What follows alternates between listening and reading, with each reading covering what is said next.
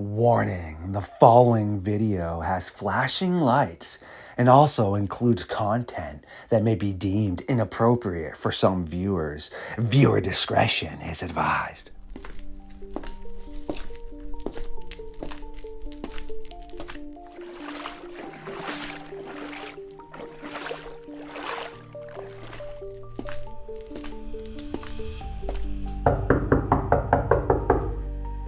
Dirty Birdy, you again have found your way into the Fox Den for another episode of Midnight Lycanthropy here on LordeStarfox Radio. As always, we do have some very important things to attend to.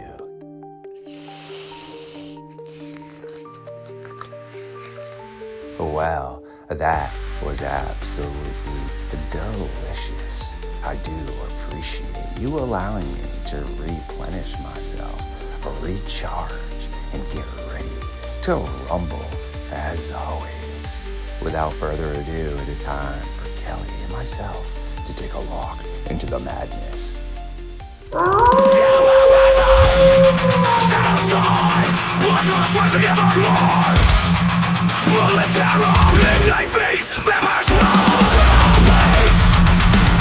Stood up. I said, oh my god, it's a werewolf, and everybody in the car freaked out.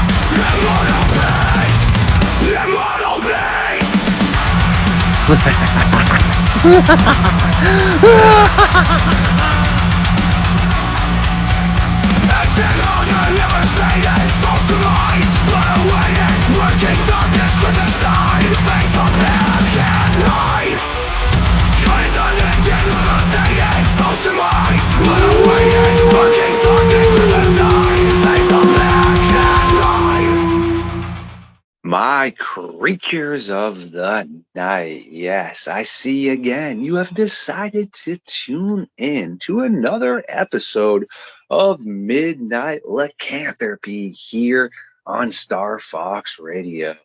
Kelly, Dirty Birdy, who is a bi-weekly host and is also part of the Nightmare Roadshow, which is orchestrated by a member of our science team and also a bi-weekly host, Colleen. So yes, Dirty Birdy gets to team up with our science team a ton. And tonight, he has decided to set up the late night fire for us so that we can burn the timber into the early hours of the morning in an attempt to figure out how the heck these animals are surviving over in the nuclear infested area of Chernobyl.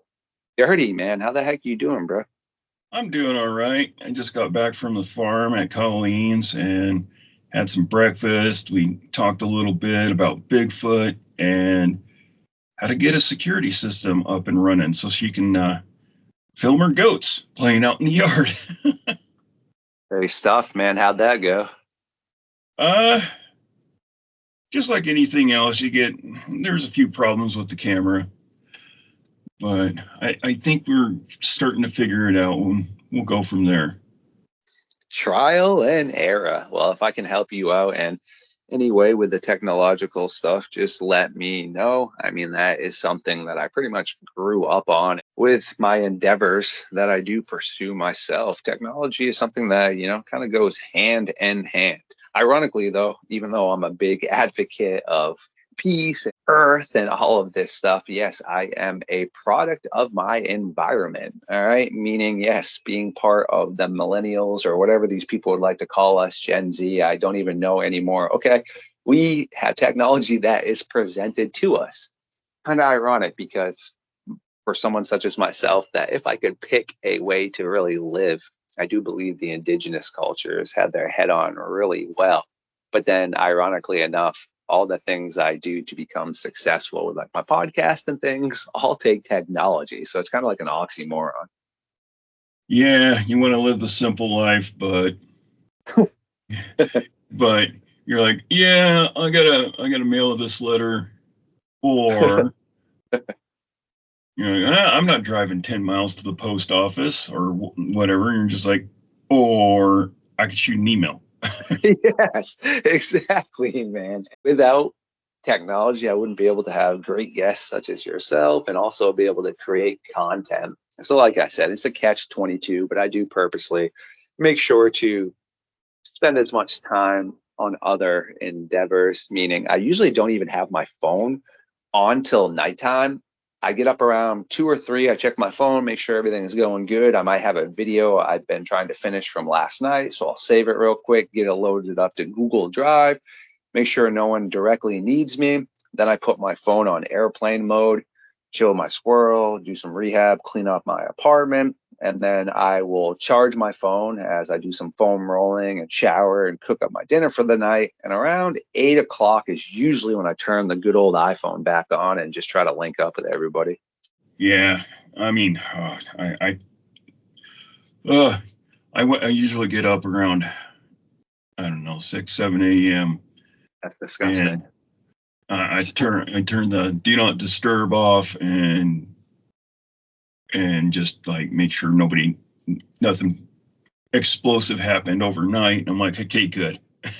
You know, do my normal routine and stuff like that. But man, sometimes my phone is just ping, ping, just going off, and I'm like, pull it out of my pocket. I don't know how many times I've looked at it and yelled, just shut up. 5 minutes. Yep. And I put it right back on do not disturb. I'm like, I'm at work. Yeah, it's too much stress sometimes, even though, like I said, I do all my stuff, from my phone. It's so funny because when I first started getting a smartphone, you could make all these little cool ringtones and text tones for everybody. But dude, I don't think I've had my phone off of silent in like 2 years now, so that there really is no need for these cool ringtones and alarm sounds, because no matter how cool something is, when it's your alarm, it's no longer cool. Also, if you give one of your good friends, per se, the Wolfman howl as a text and they're texting you quite often, even that gets annoying. Oh, yeah. And the best thing you can do about that is if you're getting annoyed with the same ringtone because your phone won't shut up, switch your ringtone to something else. Yeah. Because your brain has been automatically programmed that now it's an annoyance. Now it's a trigger. Now you're going to start getting mad when people start blowing up your phone. So if you switch it up every once in a while, maybe to something like light and happy, you won't get so, mad at your phone. So funny you said that, because I used to have one of my favorite songs, like this metalcore song by, This Tragic Romanticy or something along the lines of that. But either way, I set it as my alarm, right? Well, you get to a point when you don't want to wake up, obviously, and you're hearing your favorite song. It then did not become a favorite song of mine anymore because it reminded me of waking up. Also, I was all set. Yeah, and that's not the first time I've heard that. I heard of somebody going, oh, I grew up with this song as my favorite song as a kid. I set it as my ringtone, and in 2 weeks, every time I heard it, I wanted to throw my phone across the room. I hate that song now. It sucks. You're going to laugh. Actually, my alarm at the moment is Noisia from like the Lion King. Oh, no. So I get up to like the Lion King. Oh, that's automatic. Chuck it across the room. If somebody like somehow got a hold of my phone and put that as an alarm, and then put it back in my pocket and I didn't know it, 7 a.m. it goes off and I hear, I'd be like, nope. I know, it's so funny. Luckily for me, though, I usually, like I said, don't get up till 2 or 3, depending on if I have people to link up with. Like today, I was supposed to do a 1 p.m. show with Daryl Denton, but then he got caught up in some stuff, so I ended up getting up a couple hours earlier than I really should have. I'm definitely struggling because I was up till probably 3 or 4 last night just working on things. And it's always funny to see the comments like on my Facebook, like somebody was like, Starfox, great stuff, man. You got some pretty odd hours. You're cranking things out. And it's like, well, yeah, because I'm up till like 2, 3, 4 in the morning putting it out. And then, I won't get back up till pretty much there's only a couple hours of sun the following day. Yeah, 2 or 3 in the morning, everything's usually pretty quiet. The world's asleep at the moment, but give it another couple hours and the world wakes up. Yeah. Also, it's just easy too because no one's really on the internet. Stuff loads super quick. Actually, before we do start diving into these insane nuclear potential Dogman and werewolves, etc., I have had a tip suggested to me.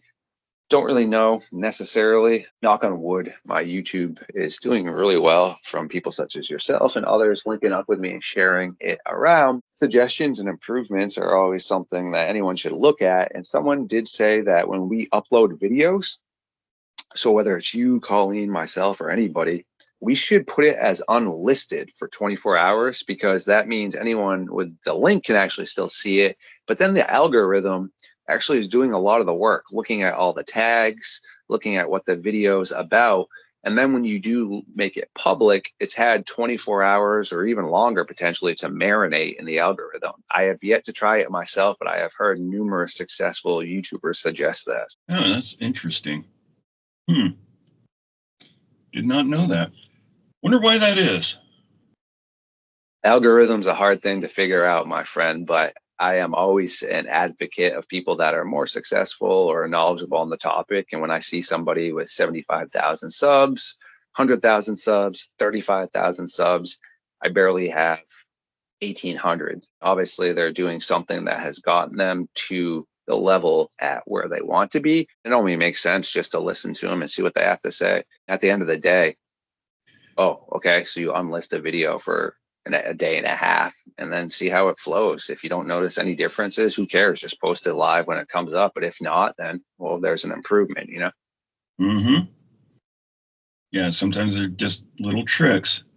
Who knows? As far as I know, though, to anyone out there that does want to succeed at YouTube, there isn't really any sort of special trick. You need to have engaging titles, cool thumbnails, video descriptions, your channel description, hashtags, collaborate with people, share your content around. Yes, I mean, those are all good pieces of advice. It's not anything that any other guru of YouTube isn't already presenting. Mm-hmm. Over the past couple of years, I'm old too, so I'm like, I don't get it. Just Age is the number, bro. I was born in 1778, Massachusetts. I'm still cranking, kid. Yeah, it's just it's just over the past couple of years, it's been a real learning experience for sure. Frustrating sometimes, rewarding sometimes, but it's been a learning experience. That's 22, man. That's how it rolls. You just gotta take it and learn, adapt from there. Meaning, real quick, like at some point, I don't want to. I am StarFox Radio. I was StarFox Radio before other people on YouTube decided to potentially reword their titles similar to mine, but it's not spelled the same way. All kinds of stuff.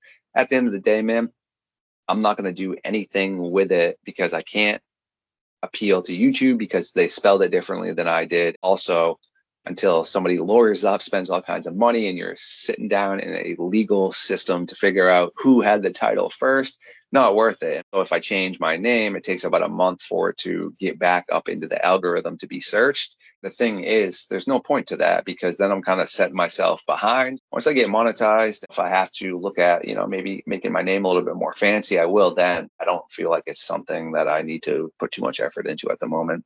Nah.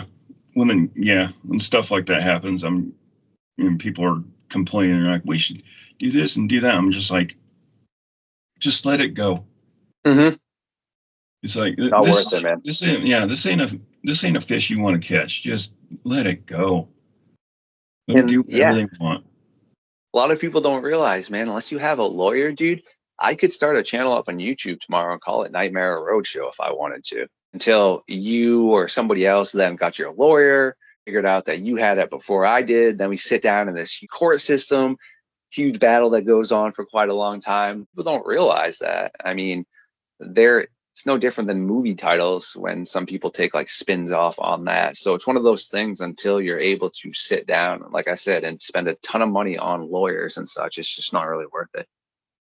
Yeah, it's time, it's energy, it's frustrating. It's going to be frustrating for sure. And, I'm just like, just let it go. Just Yep. Yep. Just let them do whatever they want, as long Exactly.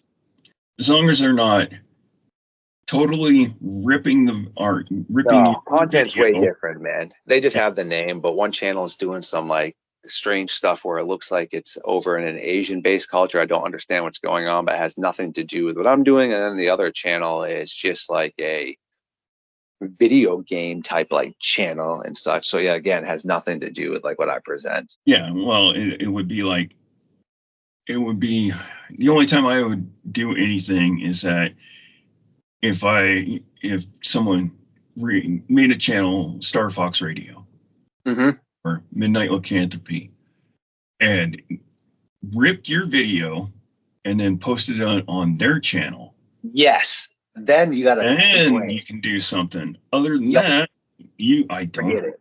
I don't Yep. care. No, I am with you, bro. I do not care, man. If somebody likes that name, dude, it is what it is, my guy. I mean, it's like Jessica Jones, the Cryptid Huntress. Yes, she's Jessica Jones, but we all know Jessica Jones is also a Marvel hero. And if you type in Jessica Jones, other Jessica Jones come up, but then you type in the Cryptid Huntress and it gets you over to Jessica Jones's page. So yeah, it's just one of those things, man. Yeah. Imagine naming your channel Tony Stark and they're like, where's your channel at? And they're like, all I get is Iron Man. And it's like, that's Right? It's so funny. To the audience, we have a really interesting thing that is unfolding. We will have Colleen, our scientist, coming on next week to also touch base on this as well. And we are going to be diving into the hidden rainforest in Idaho as well, that, according to Colleen, had caribou at one point in time. Amazing. Tonight with Dirty Birdie, we're looking at Chernobyl, which everyone should really know what happened there. A huge nuclear meltdown. Seemingly, it was an honest mistake, which, well, whether it's an honest mistake or not, that's one hell of a mistake. Well, we all pretty much know that Chernobyl is an area you really shouldn't go into. I see all kinds of people on YouTube, these urban explorers. Yes, they have radiation suits on and such, but still, that's a whole lot of trust into something to be going into an area that is straight up out of a nightmare movie. And you look at like the elephant's foot, which pretty much is where one of the reactors melted down.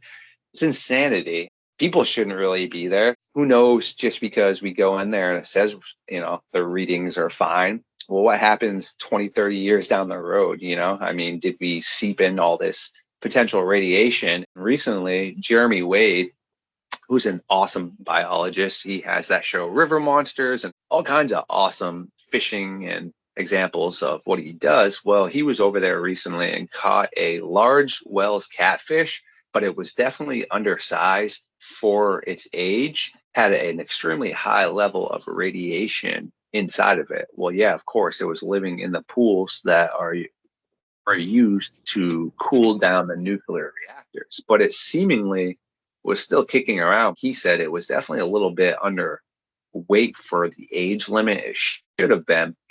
But now also other people have a ton of videos and photographs of animals that have come back into that area. And it really makes you wonder, well, if they're going in there, I mean, and there's this huge level of radiation and such, whether they're surviving or not, it's got to have some sort of negative implement to their breeding aspects and such, meaning when they have offspring, are they going to be demented or have issues that align with the whole Chernobyl meltdown? I had sent you some pretty cool stuff to dive into. The Y Files is an excellent channel, and he does a great amount of work and his due diligence to make sure to get proper information out there. I had been aware of this topic, definitely have seen it, and recently they found bull sharks that are in polluted areas and rivers that are having offspring. They have found alligators and things in abandoned nuclear plants that are living in there. So we do have an animal element going on. You got a chance to dive into that stuff. What did you really feel like you were figuring out? Where do you stand on all this, man? Well, yeah, you sent me those links and stuff like that, and I'm like, ooh, wolves of Chernobyl, and I was expecting like people seeing like green glowing packs of wolves wandering through the countryside, because there are still people not in the area itself but around it, making sure people aren't sneaking in and out and what have you. I played enough Fallout to be like, I'm expecting like a giant pack of wolves, just giant wolves roaming the countryside, eating everything in sight, and that wasn't the case. What I did find was that the whole area is totally irradiated. I mean, what does it say? 11.2 millirim of radiation every day. That is 6 times higher than the legal limit for humans. But we have animals coming in here and thriving like nothing has happened. I mean, sure, they're all exposed, they're all irradiated, but they're just thriving, and especially the wolves. And with this irradiation, apparently the wolves have become cancer resistant. And that piqued a lot of scientists' interest in maybe studying these wolves and using the data that they get to either help or cure cancer, which I thought was neat. Yeah, some pretty interesting stuff right there for sure, with the elements of what can occur. And again, I know that radiation in certain areas has caused certain animals and insects to actually grow pretty large in things. If you check your phone, I sent you an image that came into us from Chernobyl, where people were claiming they had caught a dogman on camera. Personally, myself and others think that is an AI image. It's interesting for sure because it is legit from Chernobyl. Again, I'm not a biologist or a scientist. There has to be some sort of precautions that these things are dealing with. Yeah, that doesn't look real to me. And I mean, Russians don't mess around. So if somebody's like, I saw a werewolf in Chernobyl in this area, there's going to be some Russians be like, not for long. especially the Russian military, they're going to be like, nope, we're going to we're going to find it, we're going to catch it, we're going to name it George, and it's going to work for us. Right. That is definitely very interesting. I agree with you. I do not think that personally it's real. It is interesting. I can't fully prove that it's not real, but I work enough with images and things that I know I could create something like that pretty easy and purposely distort the clearness of it, making it more blurry, etc. Yeah, I saw something recently with some Russian school children that during their recess, more or less at school, they're all like outside in like shorts and bathing suits and their boxers, just rolling around having fun in the snow, right? You come here to America. I mean, I don't know about you. You'd have to really lure me outside with some sort of payoff for me to get into my boxers and just roll around in the snow for fun. Yeah, Russians are a different breed, that's for sure. You know what I mean? So yes, I just can only imagine. I worked with the lady, and she was straight from Siberia, and she had the heavy accent and everything. And well, this is a while ago, but one winter it was bad outside. It was negative 15, and with the wind chill, it was like negative 25. And I come into work, and it's snowing, it's blowing, it's freezing. I come into work, I'm dripping water all over the place, and she's already there. And I'm like, man, it is freezing outside. It's like 20 below zero out there. And she's like, this is nothing. And I'm like, what? And she's like, oh no, this is nothing. We get temperatures of -50 in Russia. And I'm like, why would you live there? But yeah, essentially she called me a wuss because she's like dealt with colder. I'm like, I don't know how people live out there. So Russians are definitely tough. So, and their animals are tough.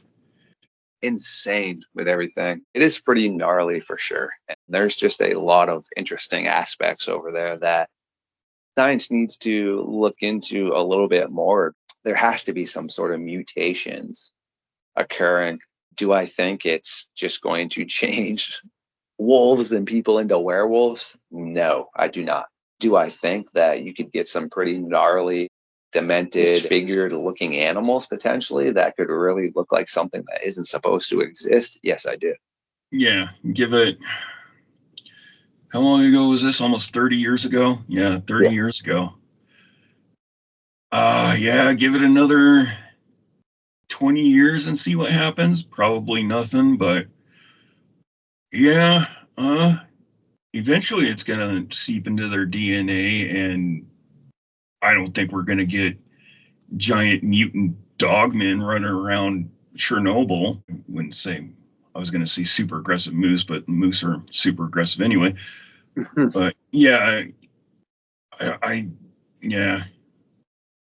I mean, potentially they won't change it at all, but they could have a real bite after that. So yeah, they could become super aggressive with irradiated saliva. You're not paying attention, one bites you, and you're a month or something like that. Yeah, who knows? Right there. Well, yeah, you'd be bit by a nuclear Komodo dragon, just fluffier. Right? That would make sense because a lot of people don't realize with predators, it's not just the wounds that you have to potentially be worried about, it's the infection aspects as well.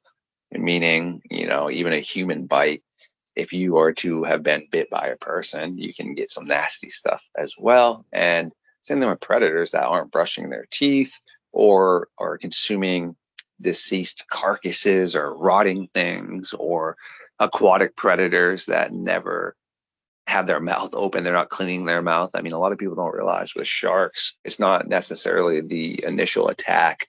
I mean, if it hits your arteries and things, yes. A lot of other times, people are ending up having issues and succumbing to their wounds because the shark's tooth actually penetrated the bone, which then caused them to get bone poisoning. Same thing with like Komodo dragons, as you had mentioned.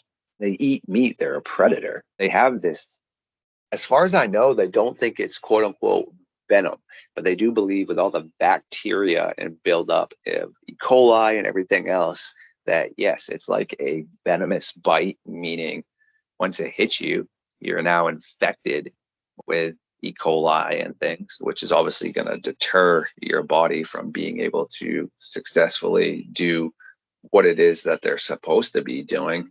Yeah, with Komodo dragons, when you get bit, with all the bacteria and other stuff in it, you essentially from blood poisoning, and it doesn't take long. Exactly, my friend. Blood poisoning is something that you really don't want to be messing with. I don't know. I'm still pretty baffled, though, that any sort of life is really able to flourish in an area like that. It makes you wonder how adaptive a animal actually really is. Pretty interesting stuff. Well, from all the stuff I looked up, they adapted really super quick. I mean, when Chernobyl happened and they're doing the cleanup, essentially the Russian army went in and they every animal in Chernobyl and got rid of, buried the bodies and whatnot. They essentially just bulldozed the town. And they're like, well, we're done with this. And they left, and in a few years, animals started moving in, and they just adapted super quick. I guess they thought that these animals would come in and they'd only live for I don't know, maybe a month, something like that, because everything in here is irradiated. So you eat irradiated food, you're irradiated, you're poisoned, and they just kept thriving. So it's going to be real interesting in the next 20, 30 years to see how these animals are still doing. I bet they're still going to do great. Eventually, I think the radiation will break down their DNA. And then we're going to see some real problems.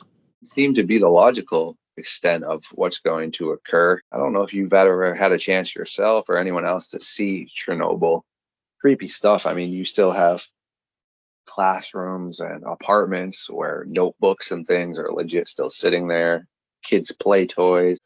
Yeah, just imagine being in this community, all of a sudden being told the nuclear reactor has just crashed. That just must have been some straight up terrorizing aspects to comprehend. And now this huge area is just completely abandoned. This really gives you a good gist of, well, what the Earth is going to look like once people pretty much disappear, you know? Yeah. I mean, it was kind of like foreshadowing, because in the 1980s, everybody was scared of a nuclear attack from Russia, China, well, mostly us and Russia in the 80s. And when this went off, it was essentially like a nuclear bomb, nuclear bomb went off. And you could see the devastation of just what this little power plant could do. And yeah, just it's amazing. And then everybody's gone. And I mean, it's been forever since anybody could go back in there. But when you look around, it's like it's post-apocalyptic, but it's kind of beautiful in a sense.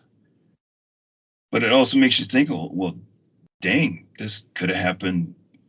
This could have happened. This is what we'd be looking at. But I digress. But the animals just they're like, oh, no people, great, and they just flourish.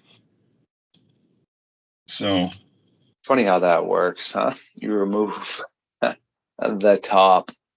I mean, some people can say predator or the top, basically issue based individuals or toxic ones, whatever you would like to say. It really ends up making a huge difference in the long run. I've said this before. It always catches me as amusing when people were like, oh, well, there's too many herbivores, there's too many predators, there's too much of this, etc. Well, last time I checked, there is no proper way that people can really help nature. Nature's been along the ride much longer than, well, we have been around. It's definitely something that doesn't need us, more or less. At the moment, we serve some sort of purpose within the whole entire food chain. But at the same time, we definitely cause a lot more issues sometimes than we actually help. So it's pretty interesting. Yeah, nature will always put itself in check. Usually if there's a huge problem with one species, nature will be like, you know what? No.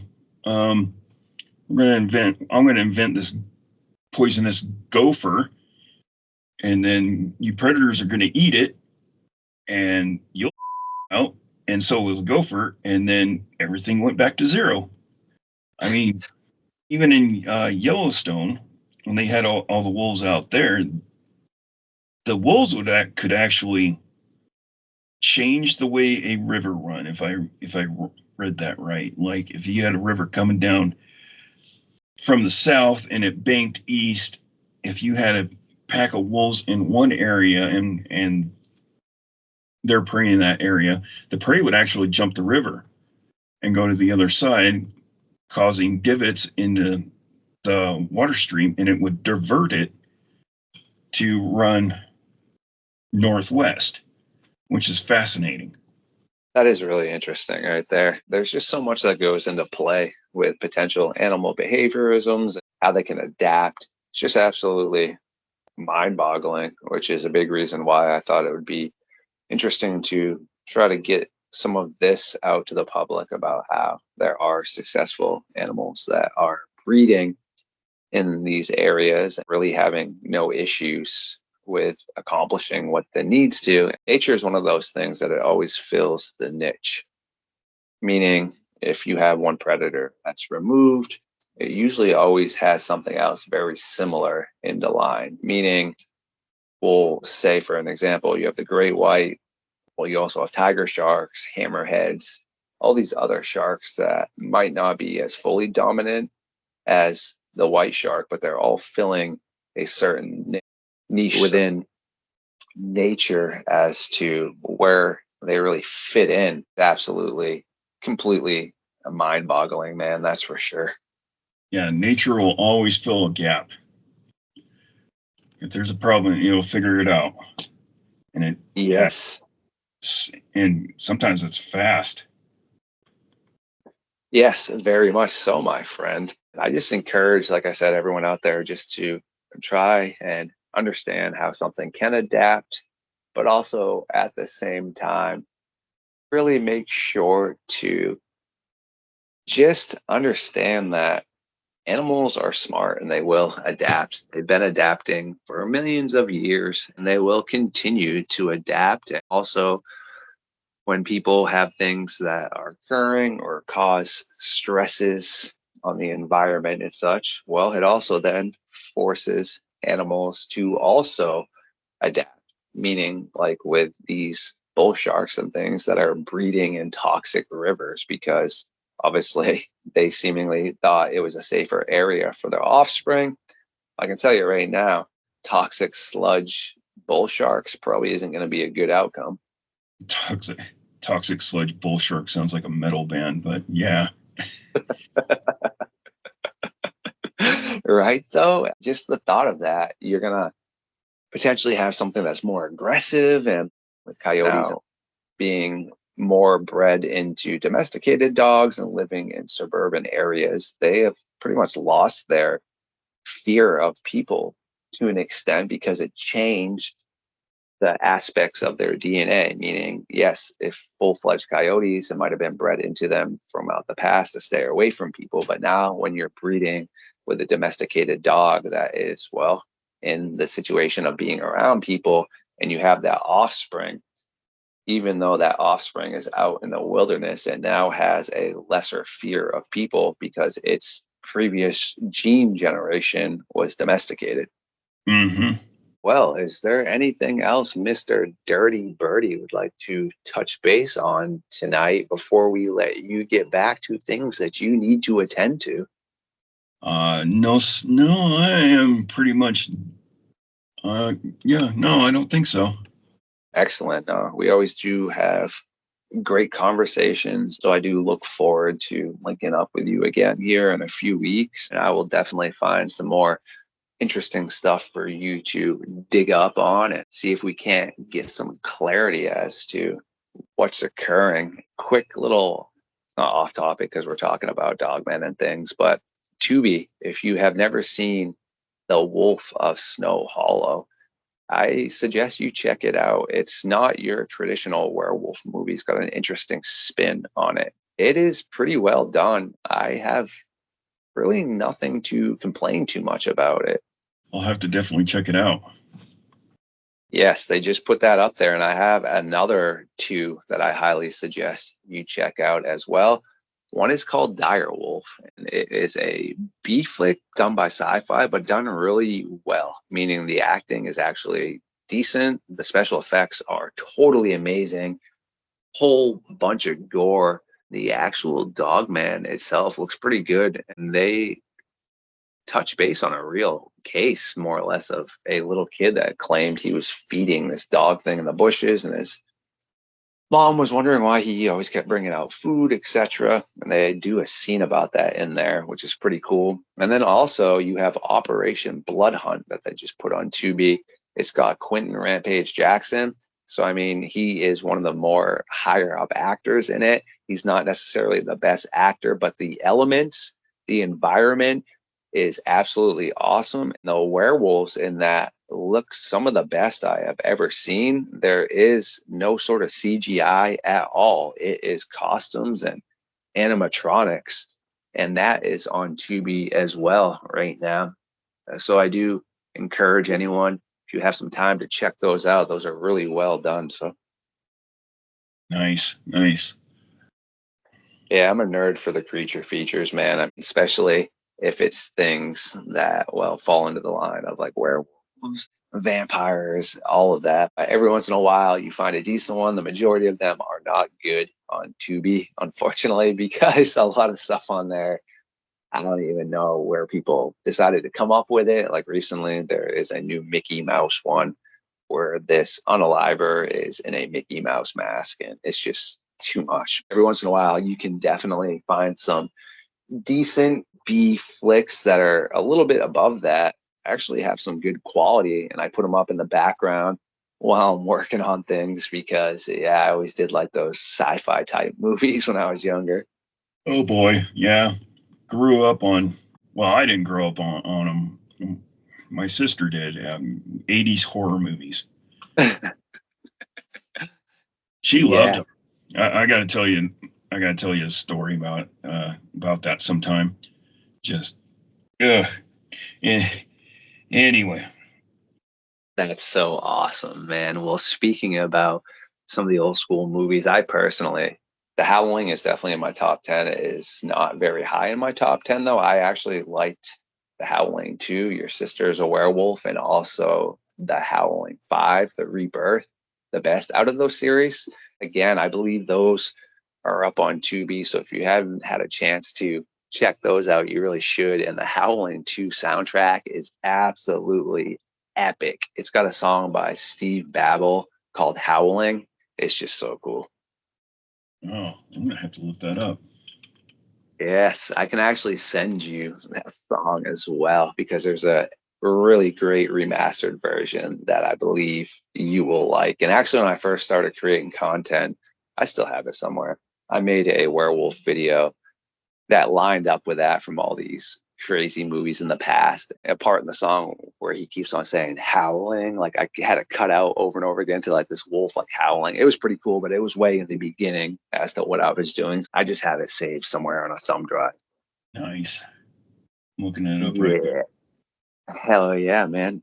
It's the way you definitely want to do it. I'll send you, hold on, let me turn off the good old airplane mode before we let you get rolling here, and I will send you the exact one I have because I listened to it a ton, and here it is. It just comes right up as a first search for me. And this was remastered, bro. It's from 1985. Absolutely legendary. Once we wrap up here, I suggest you jam out to that. Yes, to the Midnight Society. We do need to allow Dirty Birdie to get back to things he needs to attend to. It is the early hours of the morning, and he has his own podcast. He needs to be editing as well as other things that need to be attended to. No worries though.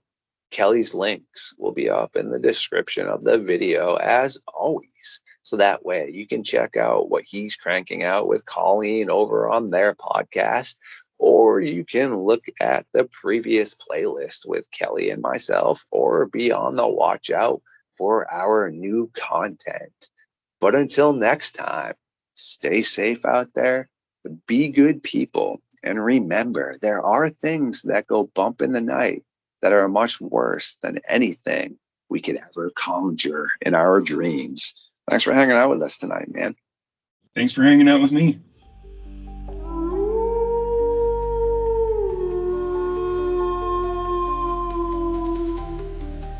Ooh, my creatures, I do adore every single one of you, and thank you for popping in tonight to hang out with us. If you do enjoy my content, please like, comment, subscribe, share it, feed it to the algorithm. We will catch you very soon.